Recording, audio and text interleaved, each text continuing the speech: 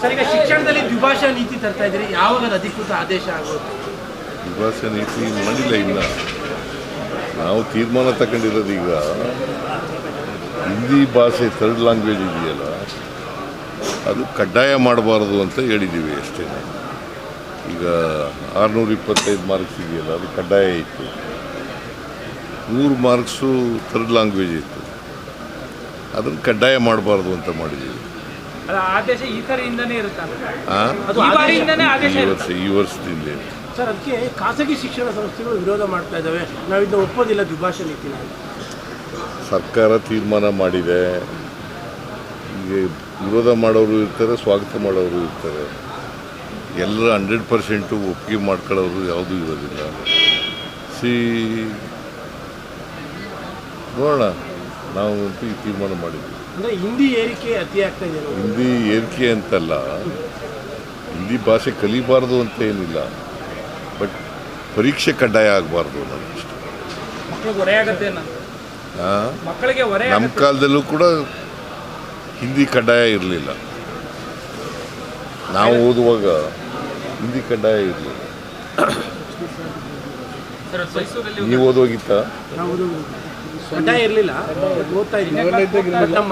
ನಾವು ಓದ್ತಾ ಇದ್ದೋ, ಕಡ್ಡಾಯ ಇರಲಿಲ್ಲ.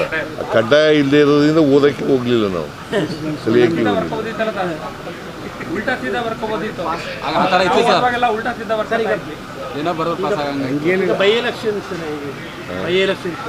ಎರಡೂ ಕಡೆ ಗೆಲ್ತೀವಿ ನಾವು. ನಾನು 30ನೇ ತಾರೀಕು ಹೊರಟಿದ್ದೀನಿ. 30, 31 ಬಾಗಲಕೋಟೆ, 1, 2 ದಾವಣಗೆರೆ, ಆಮೇಲೆ 2, 3 ಅಲ್ಲ 3, 4 ಮತ್ತೆ ಬಾಗಲಕೋಟೆ, 5ನೇ ತಾರೀಕು ಕೇರಳ, 6ನೇ ತಾರೀಕು ಐದರ್ ಬಾಗಲಕೋಟೆ ಆರ್ ದಾವಣಗೆರೆ. 2.5 ವರ್ಷದ ಗೌರ್ಮೆಂಟ್ಗೆ ಜನ ಕೊಡೋ ವರ್ಡಿಕ್ಟ್ ಅಂತ 2.5 ವರ್ಷದ ಗೌರ್ಮೆಂಟ್ಗೆ ಜನ ಕೊಡೋ ವರ್ಡಿಕ್ಟ್ ತೀರ್ಪು ಅಂತಾರೆ. ಈ ಬೈ ಎಲೆಕ್ಷನ್ನಲ್ಲಿ ಸೋತ್ರಲ್ಲ 3 ಕಡೆ, ಅವ್ರದ್ದೇ 2 ಸ್ಥಾನಗಳು ಅವರವೇ. ಒಂದು JDS, ಒಂದು ಅದು ದಿಕ್ಸೂಚಿ ಅಲ್ವಾ? ಅಲ್ಲ, ಈಗ ಇನ್ನೂ ರಿಸಲ್ಟ್ ಬಂದಿಲ್ಲ, ಬರಲಿ. ಆಗ ದಿಕ್ಸೂಚಿ ಅಲ್ವಾ? ದಿಕ್ಸೂಚಿನ ಆಯ್ತಲ್ಲ. ದಿಕ್ಸೂಚಿನ ಆಯ್ತಲ್ಲ. ದಿಕ್ಸೂಚಿ ಏನಂತ ಆಯ್ತು? ನಮ್ಮ ಪರವಾಗಿ ಆಯ್ತು ಅಂತ ಹೇಳಯ್ಯ. ನೀನು ಮೆಲ್ಲಿಗೆ ಹೇಳ್ತೀಯ. ನೋಡಪ್ಪ, ಅದೇ ಮಾನದಂಡ. ಯಾವ ಎಲೆಕ್ಷನ್ ಆದರೂ ಕೂಡ ನಾವೇ ಗೆಲ್ತೀವಿ. ಕರ್ನಾಟಕದಲ್ಲಿ 28ಕ್ಕೂ ನಾವೇ ಗೆಲ್ತೀವಿ. ಸ್ವಲ್ಪ ಬದಲಾಗಿದೆ ಸರ್. ದಾವಣಗೆರೆ ಯಾಕೇನು ಗೊಂದಲಾಗಿದೆ?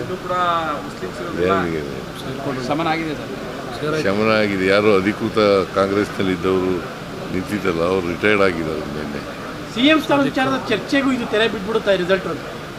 ಸಿಎಂ ಸ್ಥಾನದ ಅದಕ್ಕೂ ಸಂಬಂಧ ಏನೇ ಇಲ್ಲ, ಅದಕ್ಕೂ ಸಂಬಂಧನೇ ಇಲ್ಲ. ಬಟ್ ಸೆಷನ್ ಹೇಳಿದ್ರಲ್ಲ ಸರ್, ಇದು ಹೈಕಮಾಂಡ್ ಅನುಮತಿ ಕೊಟ್ಟರೆ 2 ಬಜೆಟ್ ನಾವು ಮಾಡ್ತೀನಿ ಅಂತ ಸರ್. ಅನುಮತಿ ಕೊಟ್ಟಲಿ, ನೋಡೋಣ. ಈಗ ನಮ್ಮದು ಹೈಕಮಾಂಡ್ ಪಾರ್ಟಿ ಏನು ಹೇಳ್ತದೆ, ಹೈಕಮಾಂಡ್ನವ್ರು ಏನು ಹೇಳ್ತಾರೆ ಕೇಳಿ. ಈ ಫಲಿತಾಂಶಕ್ಕೆ ಅದಕ್ಕೆ ಸಂಬಂಧ ಇರಲ್ಲ ಸರ್. ಸರ್, ಈಗ ಮೈಸೂರಲ್ಲಿ ದೊಡ್ಡ ಮಟ್ಟದ ಒಂದು ಡ್ರಗ್ಸ್ ಜಾಲನ ಇವತ್ತು ನಿನ್ನೆ ಹಿಡಿದಿದ್ದಾರೆ. ಮೈಸೂರಲ್ಲಿ ಡ್ರಗ್ಸ್ ಭಾಳ ದೊಡ್ಡ ಮಟ್ಟದಲ್ಲಿ ಇದಾಗ್ತಾ ಇದೆ ಸರ್, ಎಲ್ಲ ಕಡೆ ಸಿಗ್ತಾ ಇರುವಂಥದ್ದು. ನಾವು ಮುಂಬೈನ ಲಿಂಕ್ ಇದೆ. ಡ್ರಗ್ಸ್ ಮಾಫಿಯಾ ವಿರುದ್ಧ ಹೋರಾಟ ಮಾಡ್ತಾ ಇದ್ದೀವಿ. ಡ್ರಗ್ಸ್ ಮುಕ್ತ ರಾಜ್ಯ ಮಾಡಬೇಕು ಅಂತಕ್ಕಂಥದ್ದು ನಮ್ಮ ಉದ್ದೇಶ. ಆ ದಿಕ್ಕಿನಲ್ಲಿ ಪ್ರಯತ್ನಗಳನ್ನು ಮಾಡ್ತಾ ಇದ್ದೀವಿ. ಬಟ್ ಒಂದಿನ ಲೇಟ್ ಆಗಿದ್ರೆ ಮುಂಬೈಗೆ ಹೋಗ್ಬಿಡ್ತಾರೆ ಸರ್. ಪೊಲೀಸರು ಬೇಗ ಇದು ಮಾಡಿದ್ದಾರೆ ಸರ್. ಪೊಲೀಸ್ನವರು ಮಾಡಿದ್ದಾರೆ, ನಾನು ನೋಡಿಲ್ಲ. ಇನ್ನು ಈಗ ಹೇಳಿದ್ರು, ಪತ್ರಿಕೆಯಲ್ಲಿ ನೋಡಿದೆ. ಈಗ ಹೇಳಿದ್ರು, ನಾನು ಡೀಟೇಲ್ಸ್ ತಿಳ್ಕೊತೀನಿ. ಬಟ್ ಆತಂಕ ಅಂದರೆ ಮುಂಬೈದು ಲಿಂಕ್ ಇದೆ, ಮೈಸೂರಿಗೆ ಅಷ್ಟೊಂದು ಸೇಫ್ ದೂರ ಆಗ್ಬಿಟ್ಟಿದೆ. ಎಲ್ಲರೂ ಲಿಂಕ್ ಇರಲಿ, ತನಿಖೆ ಮಾಡಿ ತಪ್ಪಿತಸ್ಥರಿಗೆ ಶಿಕ್ಷೆ ಕೊಡ್ತಕ್ಕಂಥ ಕೆಲಸನ ಮಾಡ್ತೀವಿ. ಸರ್ ಮೈಸೂರಿನ ಸಿಟಿ ಒಳಗಡೆ ಸಿಗ್ನಲ್ ಲೈಟ್ಗಳು ಜಾಸ್ತಿ ಆಗಿದೆ ಅಂತ ಪಬ್ಲಿಕ್ ಕಂಪ್ಲೇಂಟ್ಸ್ ಇದೆ ಮತ್ತು PAL ಕೂಡ ಆಗ್ತಾ ಇದ್ದಾರೆ ಅವೈಜ್ಞಾನಿಕವಾಗಿ ಆಗ್ತಾ ಇದ್ದಾರೆ ಮೈಸೂರಲ್ಲಿ. ಅದರಲ್ಲೂ ಕೂಡ ಪೊಲೀಸ್ ಅವ್ರಿಗೆ RTO ಅರ್ಜಿ ಹಾಕಿದ್ರೆ ನಮ್ಗೆ ಮಾಹಿತಿನೇ ಇಲ್ಲ ಅಂತ ಪೊಲೀಸ್ ಅವರು ರಿಪ್ಲೈನು ಸಹ ಕೊಟ್ಟಿದ್ದಾರೆ ಸರ್. ಯಾರು ವರದಿನೂ ಗೊತ್ತಿಲ್ಲ, ಎಲ್ಲೆಲ್ಲ ಹಾಕಿದ್ದಾರೆ ಗೊತ್ತಿಲ್ಲ ಅಂತ ರಿಪ್ಲೈನು ಕೂಡ ಪೊಲೀಸ್ ಹಾಕಿದ್ದಾರೆ. ಈಗ ಯಾಕೆ ಸಿಗ್ನಲ್ ಲೈಟ್ಗಳು ಹಾಕಿದೆ, ಯಾಕೆ ಟ್ರಾಫಿಕ್ ಸ್ವಲ್ಪ ಸುಧಾರಣೆ ಆಗಲಿ ಅನ್ನೋ ಕಾರಣಕ್ಕೋಸ್ಕರ ಹೆಜ್ಜೆಗೂ ಹಾಕಕ್ಕಾಗಲ್ಲ. ನಾಳೆ ಬೆಳಿಗ್ಗೆ ಸಿಗ್ನಲ್ ತೊಂದರೆ ಆಗಿದೆಯಾ? ನನಗೆಲ್ಲ ಪಬ್ಲಿಕ್ ತೊಂದರೆ ಆಗಿದೆ. ಅಲ್ಲಪ್ಪ ನಿಮಗೆ ನೀನು ಪಬ್ಲಿಕ್ ಅಲ್ವೇನೆ. ಸರ್ ಈಗ ಇವತ್ತಿಂದ IPL ಮ್ಯಾಚ್ ಶುರುವಾಗ್ತಾ ಇದೆ.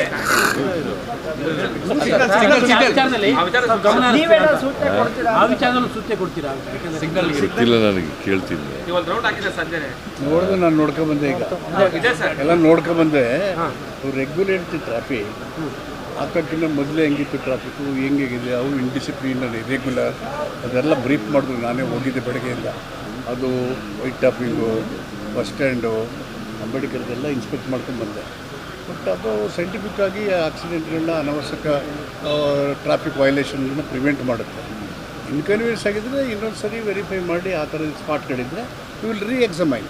ಬಟ್ ಮಾಡಿರೋದು ಜನಗಳ ಸಿಗ್ನಲ್ ಸಾಕಿದ ಮೇಲೆ ರಿಂಗ್ ರೋಡಲ್ಲಿ ಆಕ್ಸಿಡೆಂಟ್ ಕಡಿಮೆ ಆಗೈತೆ. ಇನ್ಚಾರ್ಜ್ ಮಿನಿಸ್ಟರ್ ಹೇಳ್ತಾ ಇದ್ದಾರೆ, ವೈಜ್ಞಾನಿಕವಾಗಿ ಟ್ರಾಫಿಕ್ ಕಂಟ್ರೋಲ್ ಮಾಡಲಿಕ್ಕೋಸ್ಕರ ಮಾಡಿರ್ತಕ್ಕಂಥ. ಏನಾದರೂ ತೊಂದರೆಗಳಿದ್ದರೆ ನೋಡೋಣ, ವಿಚಾರಣೆ ಮಾಡೋಣ. ಇವತ್ತಿಂದ ಸರ್ ಗೊತ್ತಿಲ್ಲ, ನಾನು ಹೋಗ್ತಾ ಇಲ್ಲ. ತಮಗೂ ಇಂಟ್ರೆಸ್ಟ್ ಇತ್ತಲ್ಲ ಕ್ರಿಕೆಟ್? ಕ್ರಿಕೆಟ್ ಇಂಟ್ರೆಸ್ಟ್ ಇದೆ, ಬಟ್ ಇವತ್ತು ಹೋಯ್ತಾ ಇಲ್ಲ. ಮೈಸೂರು ಬಂದ್ಬಿಟ್ಟಿದೆ. ಶಾಸಕರುಗಳು ಟಿಕೆಟ್ ಕೇಳಿದಂತ ವಿಚಾರ ಸಾಕಷ್ಟು ಚರ್ಚೆ ಆಗ್ತವೆ, ಪರ ವಿರೋಧ ಚರ್ಚೆಗಳು. ಅದ್ರ ಬಗ್ಗೆ ತಮ್ಮ ಸಾಕಷ್ಟು ಜನ ನಮಗೆ ಟಿಕೆಟ್ ಬೇಡ ಅಂತಾನು ಕೂಡ ಹೇಳಿದ್ರು. ಸುರೇಶ್ ಕುಮಾರ್ ಕೂಡ ನಮಗೆ ಬೇಡ ಟಿಕೆಟ್ ಬೇಡ ಅಂತಂದ್ರೆ ಬೇಡ. ಯಾರು ನೋಡಕ್ ಹೋಗ್ತಾರೆ ಅವ್ರು ಹೋಗಿ. ವಿಧಾನಸೌಧ ಚರ್ಚೆ ಮಾಡೋ ಅವಶ್ಯಕತೆ ಇತ್ತ ಸರ್?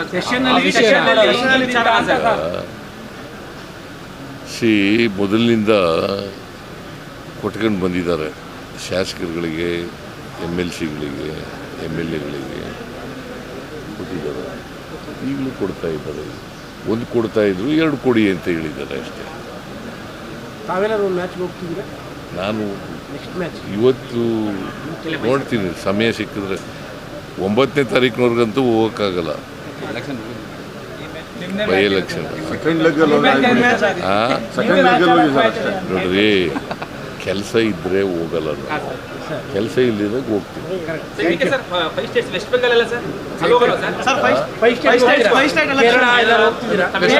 5ನೇ ತಾರೀಕು ಹೋಗ್ತೀನಿ. ತಮಿಳುನಾಡು ಸರ್, ತಮಿಳುನಾಡು.